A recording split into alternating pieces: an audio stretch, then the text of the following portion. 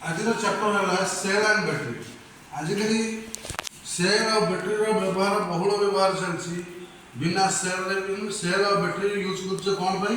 आम कि करंट पाचे डीसी करंट पाचे सेल आम डीसी करंट पाचे जोटा कि आम कौन माध्यम कन्भर्ट कर एसी करंट से बड़ कथा कि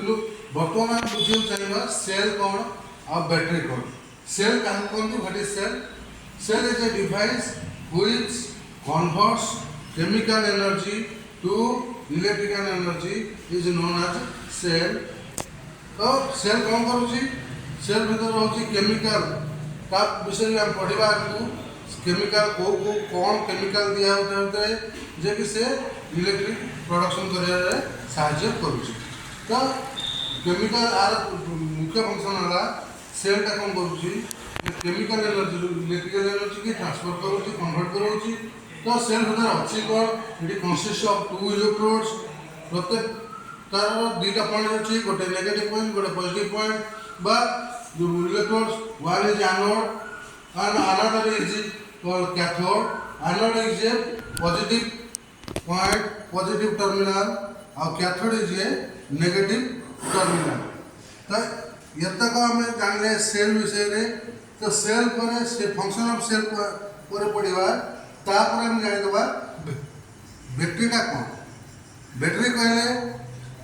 टू और मोर सेल कि वन भी one two or more cells are connected जो externally connected is known as battery. तो एक्सटर्नली कनेक्टेड आम कर सेल को पैरेलल कनेक्शन कर सेल को सीरीज कनेक्शन कर सेल पैरेलल कनेक्शन रे वोल्टेज कौन बाहर आंपियर कौन बाहर आउ सेल को सीरीज कनेक्शन कले वोल्टेज कौन बाहर आंपियर कौन बाहर कर देखा। आप आम चैप्टर जो आगे आगे बढ़ी चलती आम तार रिएक्शन कौनटा हो पार आम देखा। आम चाहिए सेलटा सेल भितर कौन अच्छी सेलटा केमी फंक्शन कर सेल केमी फंक्शन कर जाने आम तो बैटरी तो सेल जब पुआ हुए बैटरी ता जेज कि बाप कि जेज ये हिसाब से आम बुझी नवा। तेणु सेलटा को जाना सेलटा कौन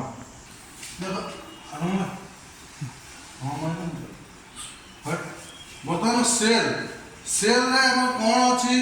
आम सेल रु केमी करेन्ट पाचे सेल सेल भीतर अच्छी कौन सेल गोटे यहाँ रहा गोटे ग्लास कंटेनर ग्लास कंटेनर भीतर आम गोटे कपर प्लेट गोटे देले गोटे सीसा बा लीड प्लेट बा सीसार गोटे प्लेट पूरे तार ये कनेक्शन गोटे गोटे तार रहा कपर प्लेट गोटे तार रहा बा सीसा तार सीसा प्लेट गोटे तार रहा जितेबाला आम भर इलेक्ट्रोलाइट बा सल्फ्यूरिक एसिड जो ग्लास कंटेनर ये डिस्टेंस मेंटेन करवा ये गोटा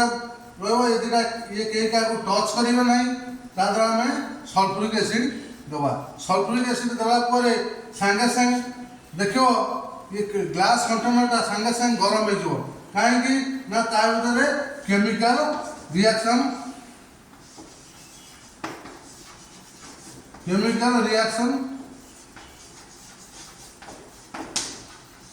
आरंभ हो जो आम खाली ये प्लेट थुआई ग्लास कंटेनर भीतर डिस्टेंस मेंटेन करते कई क्या सहित टच नथिबे जो आम सल्फ्यूरिक एसिड आ भीतर को ढाला ढाला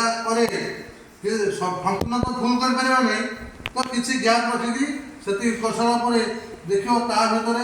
ये भीतर चाहिए से फुटवा आरंभ कर गप गरम पानी फुटे से फुटवा आरंभ कर सागे सागे तुम से ग्लास पात्र देहरे हाथ मार पदापटे देख सी गोटे गरम हो मैंने या भर आगर केमिकल रिएक्शन चलला। तो बर्तमान से किसी समय पर आम गोटे डीसी 12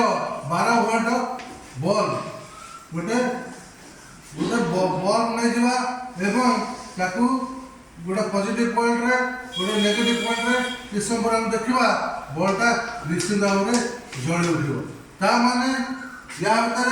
केमिकल रिएक्शन हबारू करंट उत्पत्ति है करंट उत्पत्ति होगी बल्बटी जलिला। तो सही क्षेत्र में यहाँ आम कौन सेल तो यही क्षेत्र में आम जो बैटेरी ये जदि यही टाइप आउ दु चार्टा एमती सेल लगे ताकू कनेक्शन आम करवा positive point negative point connection करी बा सीरीज कनेक्शन करवा नेगेटिव रु ये आसला पॉजिटिव रु पुणी ये आसला पॉजिटिव एमती कनेक्शन करवा ये नेगेटिव रु ये नेगेटिव पुणी ये नेगेटिव रु ये नेगेटिव तो ये टाइप कनेक्शन कले वोल्टेजटा कौन होची बा नेक्स्ट क्लास रे हम देखि परिबा पार्लाली पॉजिटिव की पॉजिटिव नेगेटिव कनेक्शन कर सरीबा तीनटा सेल रो तार इक्वेशन कौन बाहरची आउ पॉजिटिव रु नेगेटिव रु पॉजिटिव बा सीरीज कनेक्शन करी देखिबा तार इक्वेशन कौन होची वर्तमान आज क्लास रे बुझी परलो केमिति या भितर केमिकल रिएक्शन होची एवं केमिति वोल्टेज बाहर जदि किसी हम देखा केमिकल रिएक्शन ना जानिबो ये प्लेट बैटरी केतल खराब हुए सेल केतल खराब हुए जो केमिकल रिएक्शन द्वारा बंद हो जाए बंद होने हम वोल्टेज पाइपर ना कि करंट पाइपर ना तो जो आम जाना कि ये प्लेट रे किसी प्रोब्लेम हो गला जहाँफल कि सी करंट रहा माने करंट रहा परिस्थिति सी ना से समय आम जाना बैटेरीटा